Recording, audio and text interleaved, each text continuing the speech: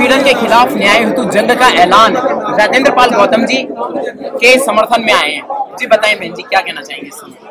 कहना क्या चाहूंगी, मैं ये कहना चाहती हूँ अपने देशवासियों से कि ये कब तक चलता रहेगा और मनवादियों की जो सोच है तुम कब तक पूरी करते रहोगे।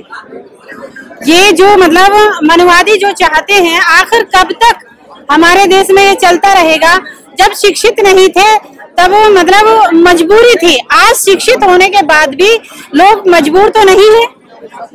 तो फिर ये कैसी मानसिकता गुलामी है कि मतलब जो तुम्हें दिखाई नहीं दे रहा। क्या हमारा संघर्ष ही चलता रहेगा? क्या हम कभी पूरी पावर से और पूरी आजादी के साथ काम नहीं कर पाएंगे?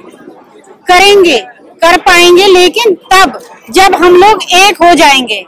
जब हम लोग एक हो जाएंगे यानी कि मतलब मुस्लिम और दलित, जिनको ये लोग दलित कहते हैं, मुस्लिम और दलित। साल हो गए देश को आजाद हुए, क्यों नहीं हो पाए?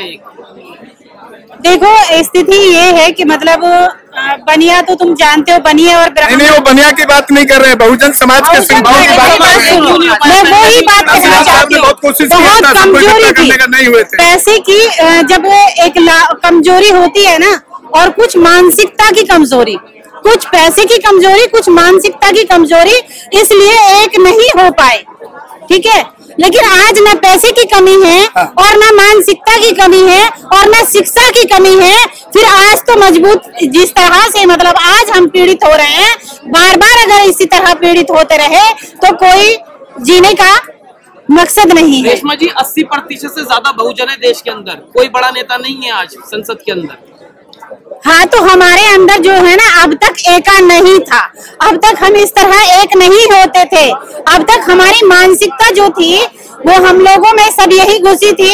ये तो वाल्मीकि है, इसको छूने से नहीं। अभी भी एक कहाँ नजर आते हैं आपको, राजेंद्र पाल गौतम जी के साथ कौन से भाजपा के बहुजन समाज के नेता आकर के खड़े हुए हैं, या उनके खुद के पार्टी के जो बहुजन समाज के और जो विधायक है वो कहाँ खड़े हैं उनके साथ?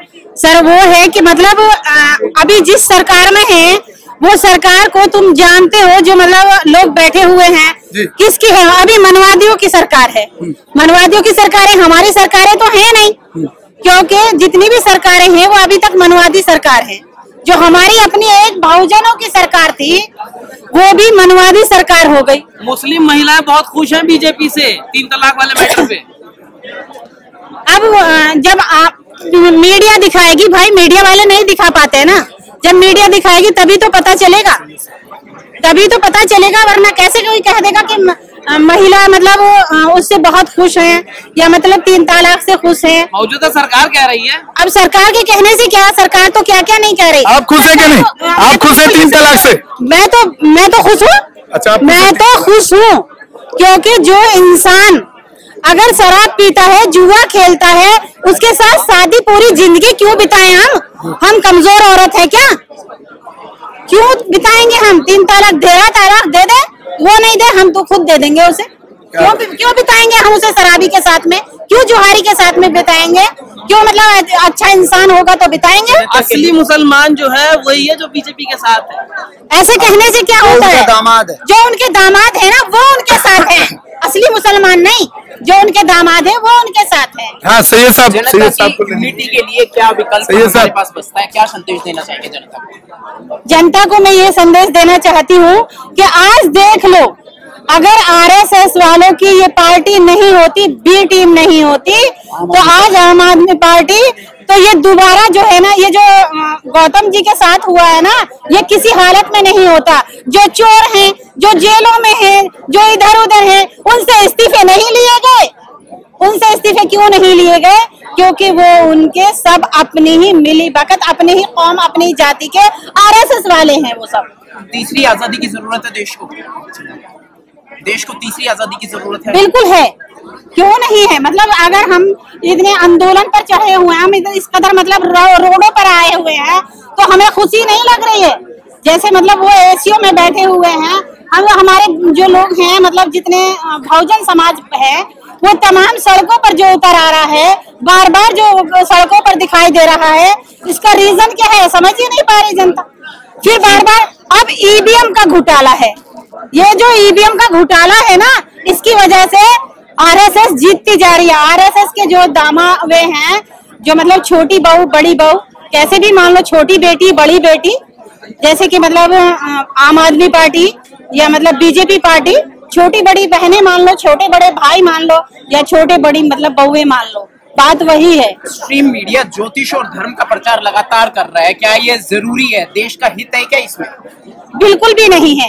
और ये 22 प्रतिज्ञा के पाखंड है ये, और 22 प्रतिज्ञा के लिए जो बोला गया है, तो अब ये पहली बार तो है नहीं। अगर तुम कहते हो कि हम संविधान को मानते हैं, हम संविधान को मानते हैं और बाबा साहब की प्रतिमा अपने ऑफिस में लगाते हो, क्या दलितों को या यानी कि जो संविधान को मानने वाले हैं दलित और मुसलमान, उनको बेवकूफ बनाते हो? उनको बेवकूफ बनाते हो उनकी वोट लेने के लिए, खुद जीतने के लिए? मतलब तुम्हारे अंदर ज्यादा माइंड है क्या? और सब बेवकूफ हैं?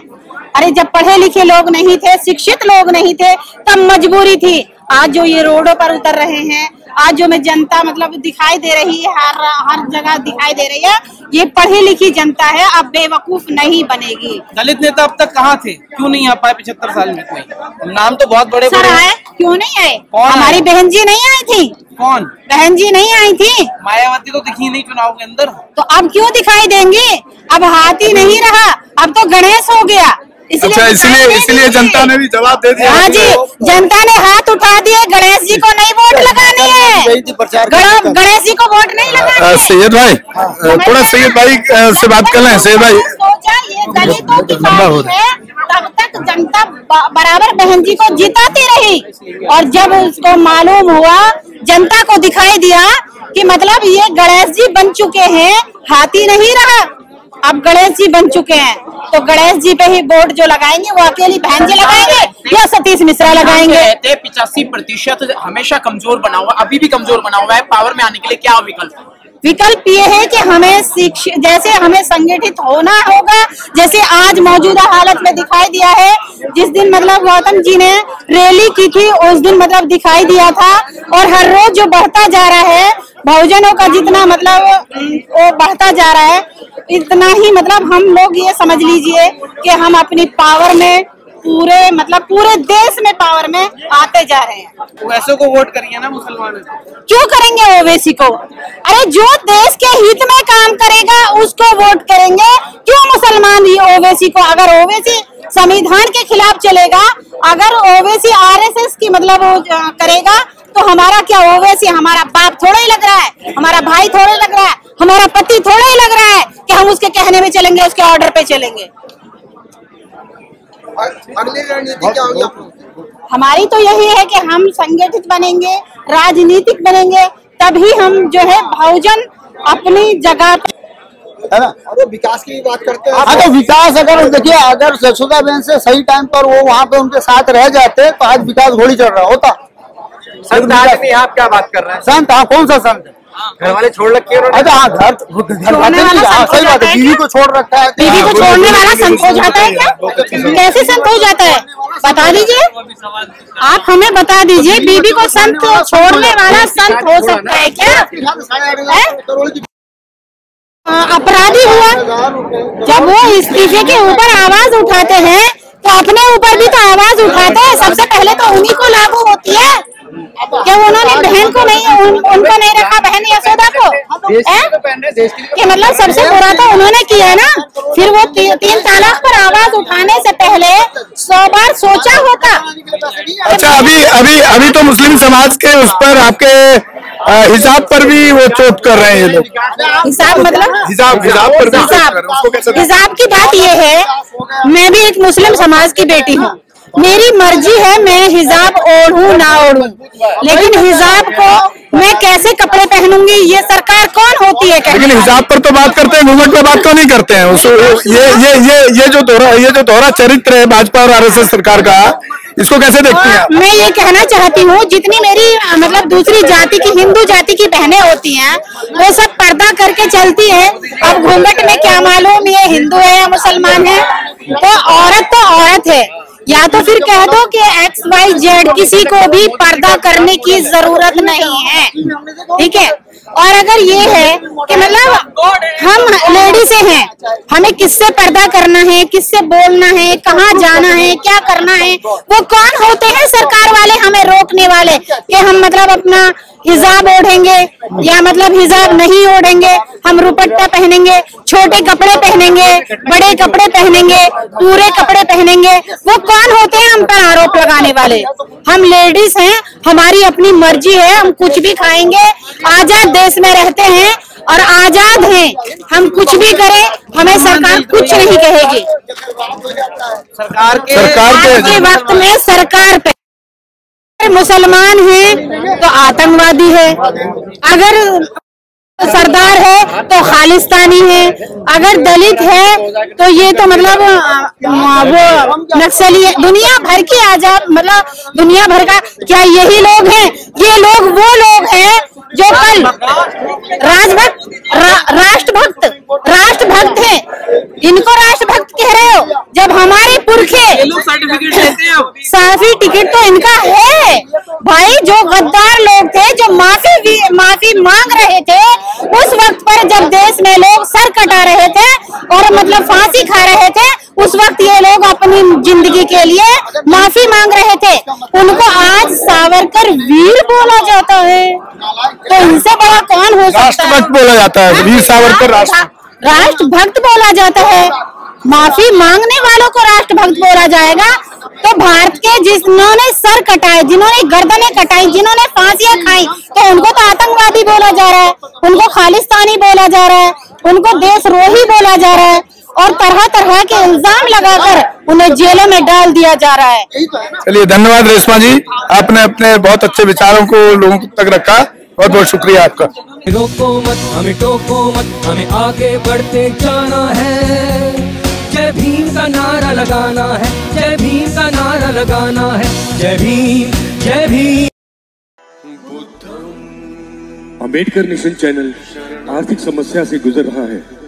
अगर आप बहुजन समाज में बाबा साहेब अंबेडकर और तथागत बुद्ध की विचारधारा को अधिक से अधिक लोगों तक पहुंचाना चाहते हैं तो हमें आर्थिक सहयोग प्रदान करें, ताकि हम अपने चैनल के माध्यम से देश विदेश में समता, बंधुता, एकता और संवैधानिक अधिकारों को ज्यादा से ज्यादा लोगों तक पहुंचा सकें। आप अपनी सहायता राशि नीचे लिखे खाते में जमा करा सकते हैं।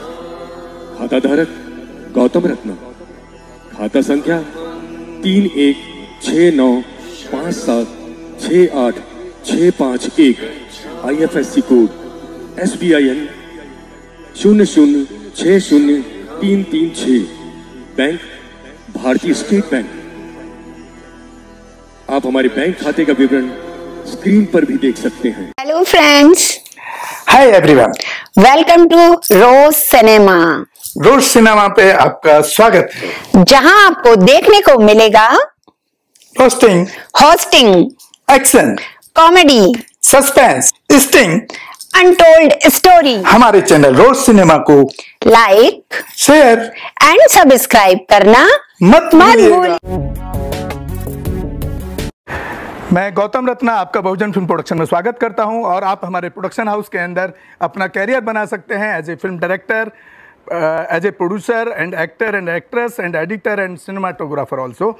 अगर आपको फिल्म से रिलेटेड कुछ भी प्रोजेक्ट आपको बनवाना है तो हमारे पास में पूरा सेटअप है, जिसमें फिल्म कैमरा है, शूटिंग लाइट्स है और एडिटिंग है। सारा A to Z एक ही जगह पर आपको हमारे यहाँ पर मिल जाएगा। तो दोस्तों, आप हमें कांटेक्ट कर सकते हैं हमारे नंबर्स पर 9810085714 और 8510005714। हमारे वेबसाइट पे विजिट कर सकते हैं www.filmserviceindia.com और हमें मेल भी कर सकते हैं gautamfilmsproduction@gmail.com पर। धन्यवाद।